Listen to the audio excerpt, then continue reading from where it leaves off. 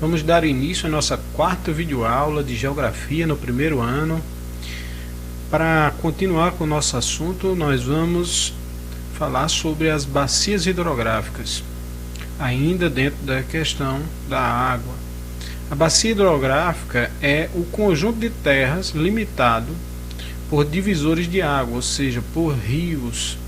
Então você tem o rio principal e os seus afluentes, os rios menores que se conectam a ele. A área que vai ser influenciada por esse conjunto de rios nós chamamos de bacia hidrográfica. Então, o que seria uma bacia hidrográfica? É o rio principal e todos os seus afluentes. A área que é influenciada por esse conjunto de rios nós chamamos de bacia hidrográfica. O rio principal, que é o canal fluvial, e os seus afluentes, que são os rios tributários. Aí nós temos duas imagens, uma colorida em 3D e outra mais simples, preto e branco, mas ambos mostram a mesma coisa. Vocês veem aí o que lembra uma folha, né? Você tem esse canal largo no centro, que é o rio principal, o rio mais importante, e vários outros menores que se conectam nele, aumentando o seu volume de água, que são os seus rios tributários ou afluentes, certo? E assim você tem essa região selecionada que nós chamamos de bacia hidrográfica. Os rios eles são de grande importância porque eles é o principal ponto, principal local, principal fonte que fornece água para o nosso consumo. Então os rios têm grande importância. Eles são correntes contínuas de água, né, que vão desaguar no mar ou em outro rio, né? É como aquele antigo ditado que todo rio corre para o mar. É ali onde ele vai buscar se desaguar devido à inclinação do relevo, do terreno. Em alguns casos em lagos, casos mais raros, né? Aqui nós temos algumas características dos rios. Nascente, como o próprio nome já deixa bem claro, é onde o rio começa, onde ele nasce, né? Como pode ser essa nascente? Pode ser proveniente da chuva, de um lençol freático, ou seja, água subterrânea, né? Aquele lençol freático, aquela galeria subterrânea está tão encharcada, tão cheia da água que ela começa a brotar. São nascentes de água, olho d'água, como alguns chamam. Pode ser também do descongelamento, em lugares onde você tem um frio intenso. Geralmente a parte mais alta das montanhas vai estar congelada e durante o verão aquele gelo começa a derreter e escorrendo vai dar origem a muitos rios, né? Nós temos também o afluente. O afluente são rios pequenos que vão se conectar a um maior, ampliando seu volume de água, né? É um braço do rio, vamos dizer assim. Nós temos a foz. A foz é onde o rio deságua. Essa foz ela pode ser do tipo estuário ou do tipo de delta. Nós temos também a confluência, que é quando dois rios grandes, dois rios, vamos dizer assim, principais, acabam se conectando. O caso do rio Amazonas é um exemplo, né? O rio Amazonas ele vai se formar a partir do encontro de dois rios muito importantes, que é o Rio Negro e o rio Solimões. Os dois se encontram e dão origem ao rio Amazonas, né? Então aí é a confluência. Os rios eles ainda podem ser efêmeros ou intermitentes ou ainda perenes. Os efêmeros são aqueles rios que estão secos o ano quase que inteiro.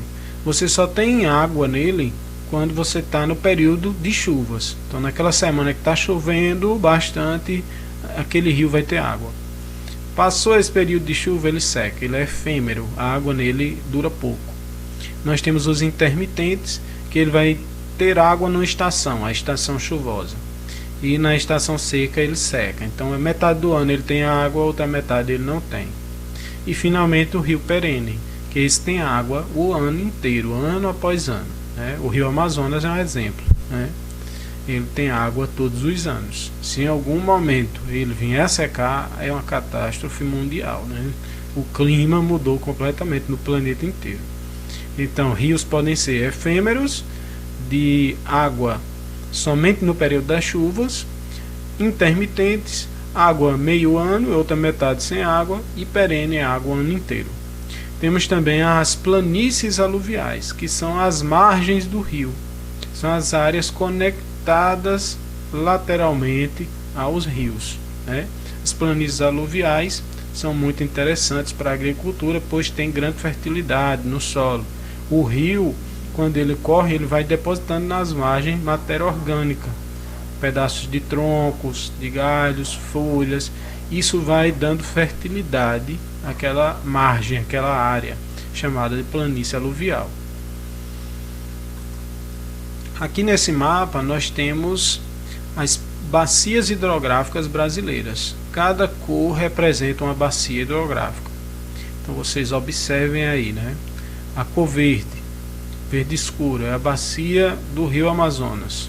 O marrom, bacia do rio Tocantins-Araguaia. O rosa, bacia do Atlântico Nordeste Ocidental. Esse marronzinho mais claro, bacia do Parnaíba. Esse laranja, bacia do Atlântico Nordeste Oriental. O rosa mais escuro, bacia do Rio São Francisco. O azulzinho claro, bacia do Atlântico Leste. O verde mais claro, bacia do Atlântico Sudeste. Esse quase amarelo, bacia do Atlântico Sul. Esse mais para o vermelho, bacia do Paraguai. O azul mais escuro, bacia do Paraná. E o roxo, bacia do Uruguai. Essas são as bacias hidrográficas brasileiras. Vamos ver agora um vídeo que vai explicar melhor para vocês o que é a bacia hidrográfica. Você já notou que tudo na vida se dá através de um caminho? Passamos a vida decidindo preto ou branco, esquerda ou direita, aqui ou ali. E se na vida tivéssemos um só caminho, um só sentido a percorrer? Esta é a realidade da água na superfície da Terra. Ela está distribuída nas bacias hidrográficas. Mas enfim, o que é uma bacia hidrográfica? A bacia hidrográfica pode ser entendida como uma área em que as águas, provenientes das chuvas, das montanhas, dos aquíferos e de rios, convergem em direção a um corpo d'água em comum, até chegar ao mar. As bacias hidrográficas podem ser representadas em diferentes escalas e proporções.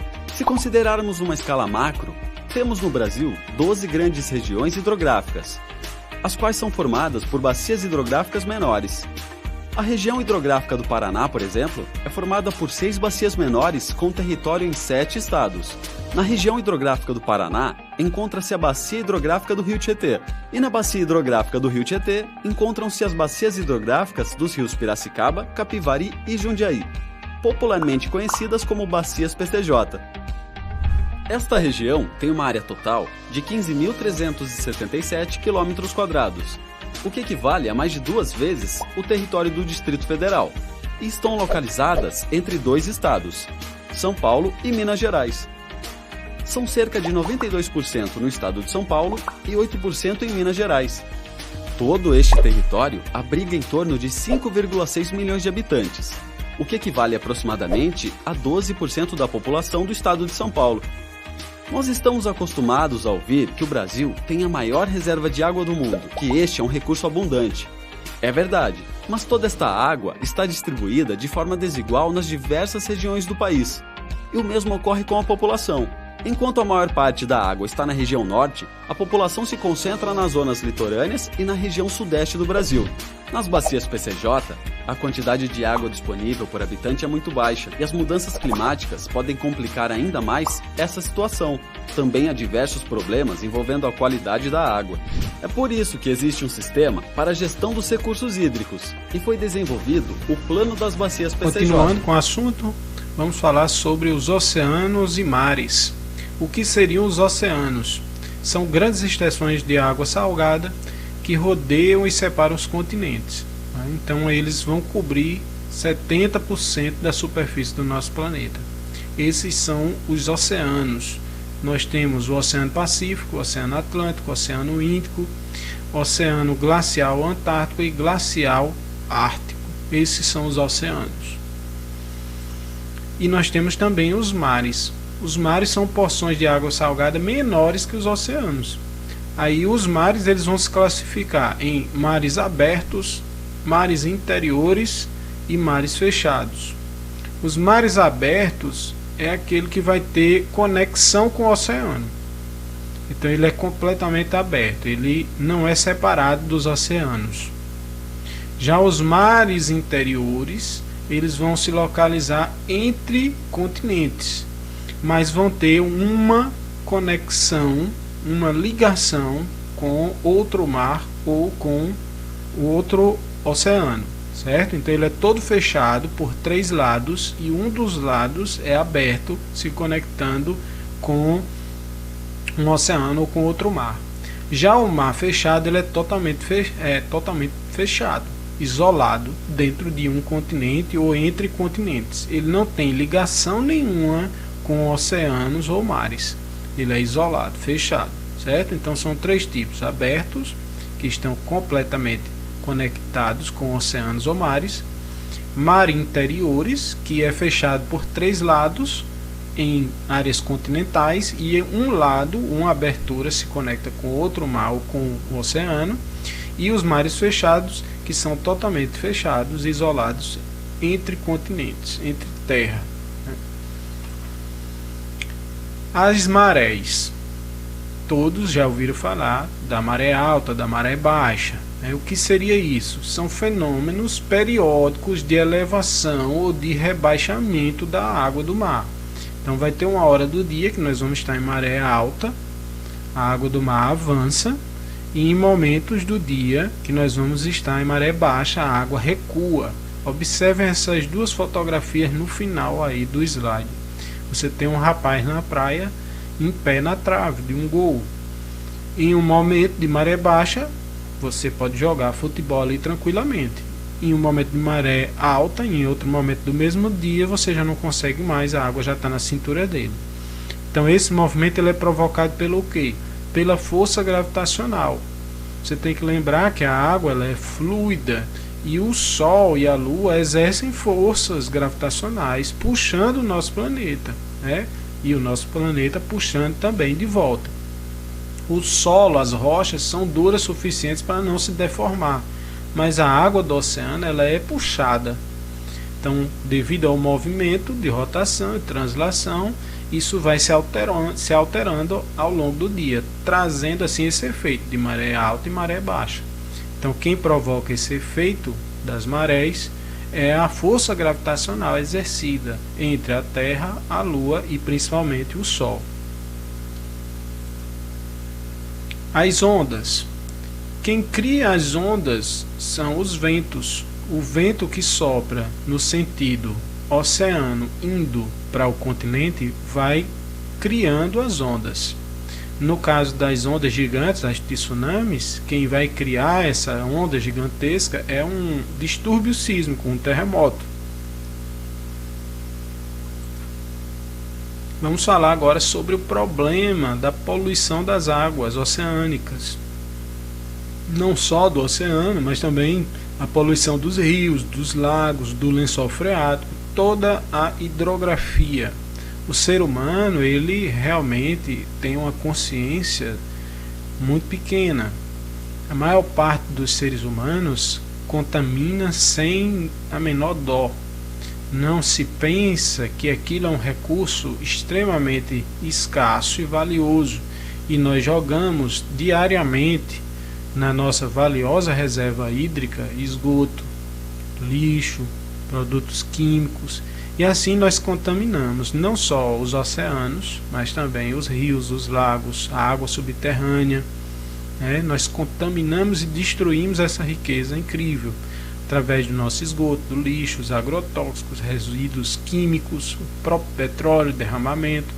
E a conta uma hora chega. Em algum momento nós vamos sofrer pela escassez, pela total falta, ausência desse recurso devido a nosso descaso. Vamos ver mais um videozinho para deixar essa questão bem clara e vamos para a nossa próxima atividade. É tanta água que nosso planeta parece um ponto azul no universo. 3/4 da superfície da Terra são cobertos de água, mas a maior parte não está disponível para o consumo. 97,5% da água do mundo é salgada, dos mares e oceanos. O restante, 2,5%, é água doce. Só que o maior volume de água doce está congelado nos polos e no alto das grandes montanhas. Você saberia dizer quanto sobrou de água disponível para o consumo? Apenas 0,007% de toda a água do planeta.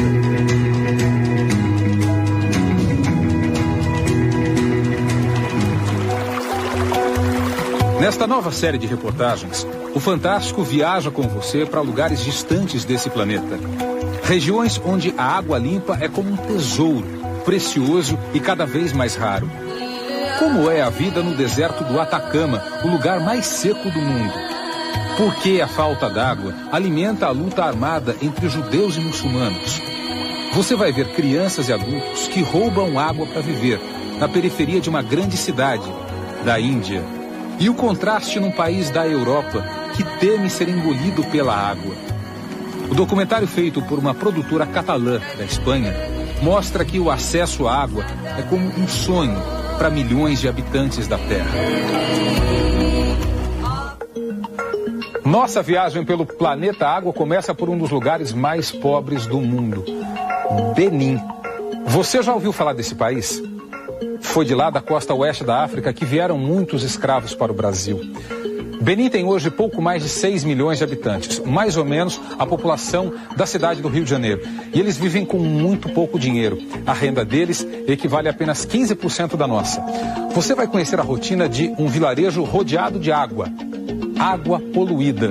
Um exemplo do que acontece também aqui, em muitas cidades brasileiras.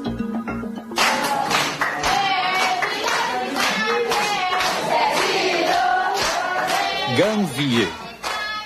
Este é o nome de uma pequena cidade construída sobre estacas no interior de Benim, um país que foi dominado pela França até 1960.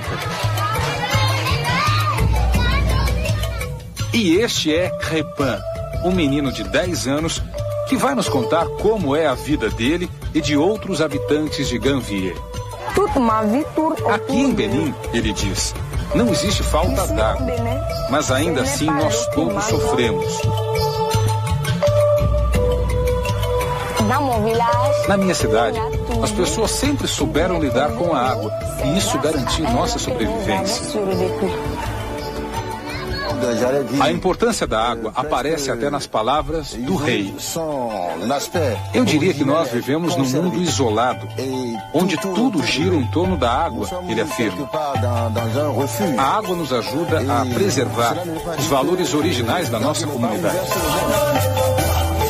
Aí está Crépin, aprendendo o ofício que dá sustento à família. Assim como no passado, nós todos vivemos da pesca. Usamos a cádia, uma espécie de rede. Mas agora, há muitos de nós pescando no lago Noukiwe. O peixe está cada vez menor e a água cada vez mais poluída, diz o menino. O nível de poluição é alto no lago, porque as pessoas jogam pesticida na água para envenenar os peixes. Assim acham que fica mais fácil pescar. A poluição química está sem controle, lembra o pesquisador da Universidade Nacional de Benim. E a poluição biológica também. O interior dos peixes está contaminado por coliformes fecais. Nós aconselhamos as nossas mulheres a não comer as guelras dos peixes, ou pelo menos limpá-las bem. Eu diria que a poluição aqui já atingiu níveis alarmantes.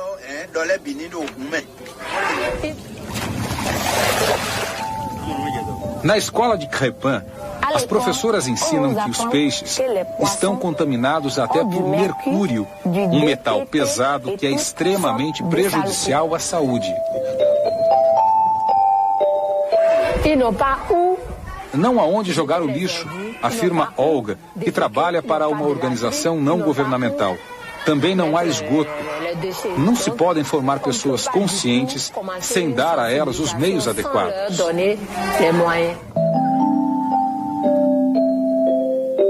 Todo dia, Crépin tem que buscar água para a família dele.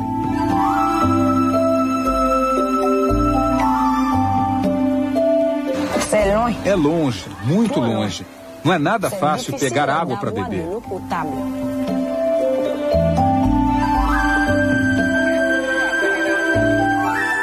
Em Ganvier, só existem 3 poços. O que está acontecendo em Ganvier não é diferente do que se passa nos outros países africanos, afirma o representante de uma organização internacional que defende o acesso à água.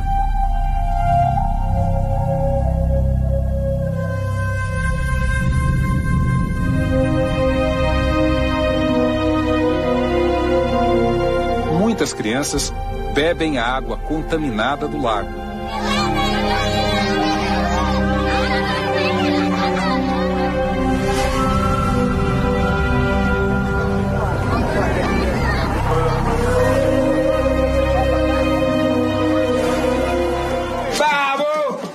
Como no passado, meus vizinhos ainda pedem a Mamiwata, a deusa das águas, que nos proteja. La déesse de l'eau pour nous protéger des crues.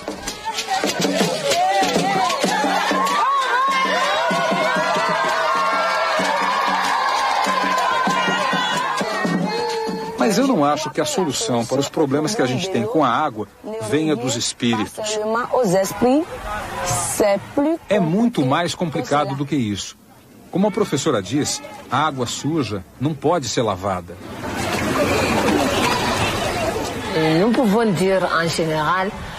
O problema em Benin não é a falta d'água, mas sim o mau uso, lembra Olga. É um problema na África inteira.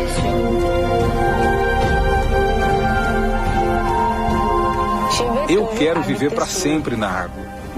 Mas se a gente não souber usar a água que tem, se a gente não souber limpá-la, a vida vai ser muito difícil no futuro, conclui o menino de Benin, preocupado com seu planeta água.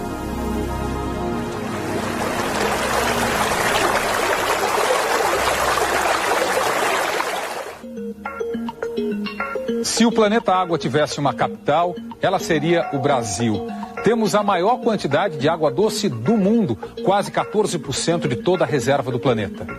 O Dia Mundial da Água, quinta-feira próxima, poderia ser um dia de festa no Brasil. Poderia.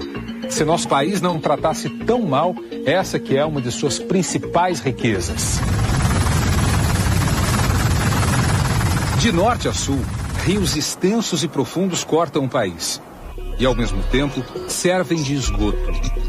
Uma pesquisa do IBGE de 2002 é reveladora. 47,8% dos municípios brasileiros, quase metade do país, não coletam nem tratam o esgoto. A sujeira vai parar nos rios. Entre os 52,2% dos municípios com serviço de coleta, apenas 20% tratam o esgoto coletado. Embora seja essa a maior fonte de poluição de nossas águas, não é a única. O agrotóxico das lavouras também contamina grande parte dos rios brasileiros. E, infelizmente, mesmo o Brasil tendo a maior reserva de água doce do mundo, com quase 14%, essa falsa disponibilidade já vem tendo o seu uso comprometido em diversas regiões, principalmente na região costeira, onde vivem 80% da população brasileira, mais de 120 milhões de brasileiros.